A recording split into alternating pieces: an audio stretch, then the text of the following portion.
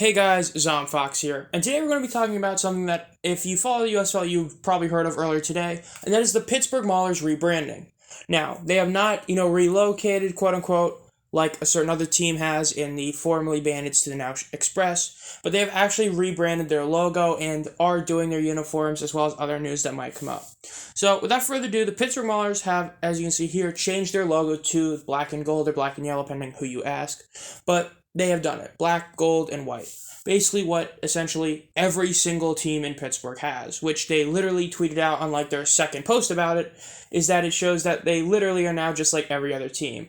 The team in the MLS, the Pirates, the Penguins, Steelers, and now the Maulers are all going to be black and gold.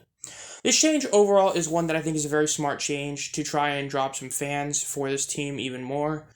As it's definitely something where if you're thinking about Pittsburgh, you always think about the black and gold, black and yellow, and it's a very good thing they're finally doing this. Now, as of right now, we still don't actually know what the uniforms look like, but there are some merch, as you can see here, t-shirts, hats, and water bottles of it. Overall, the logo is pretty nice. It's definitely one of those things where it's just like some meme I saw on Reddit where they're rejecting tradition for tradition, they're rejecting the OG, purple and orange, but they're going to the city of, black and gold, which is overall a pretty questionable thing.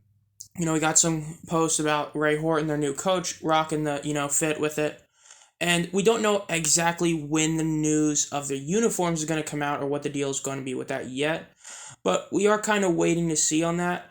But as for the Maulers, though, naturally, there are some good stuff about it, too. However, as this same day, they just announced that they're bringing back Bailey Gaither, one of their best players, arguably their best player last year, is coming back now.